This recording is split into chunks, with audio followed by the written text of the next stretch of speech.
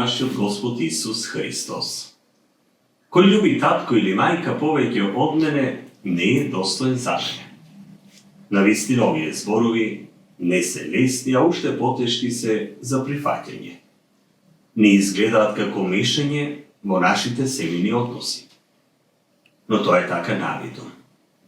Нашата љубов кон Бога ја осликува секоја друга љубов во мера колку е вистинска или користолюбива. Доколку Бог го ставиме на прво место, сето друго само се подредува. Авраам го искусил лично во неговиот живот тој повик. Кога Бог од него побара да го принесе својот ветен син Исак, тој тргна со тешко срце, но со вера дека Бог ќе предвиди нешто подобро. Не затоа што не го сакал својот син, туку затоа што повеќе му веруваше на Бог отколку на сите негови можни опции. Но Бог не сакаше да му го одземе Исак, туку го бараше срцето на Авраам. И кога Авраам му даде се на Бога, тој му возврати преобилно и преобразено. Денес, како и со Авраам, Бог од нас бара да му ги принесеме токму оние работи кои ни се скапоцени. Тоа може да се нашите блиски, но и нашите планови, барањето сигурно за иднината, парите, материјалните работи, задоволството на овој свет или некој однос кој не е здрав. Тоа не го бара Бог од нас за да не повреди, туку за да го очисти нашето срце од се што го спречува неговото присуство во нашите животи. А кога му го даваме тоа на Бога, тогаш тој возвраќа.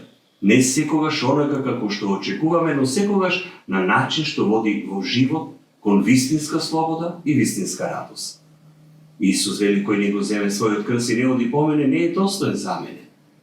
А што значи да го земе својот крст? Дали сме подготвени да останеме верни кога е тешко? Дали ќе продолжиме да љубиме кога не повредува? Дали ќе се откажеме од удобноста заради вистината? Исто така Исус те повикува да не се срамиме од него.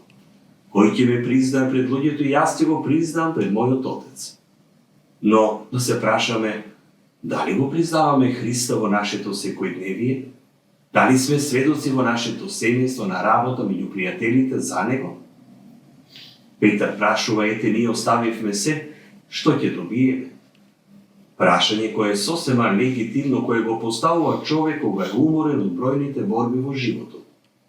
Христос, како што го охрабри Петар, така денес и нас не охрабрува да се бориме и сака да бидеме сигурни дека ако му дадеме се, и се ќе добиеме од него. Со Исус ништо не губиме, може само да добиеме. Исус вели, ќе добиете 100-кратно и живот вече. Зарем е нешто повеќе потребно од тоа?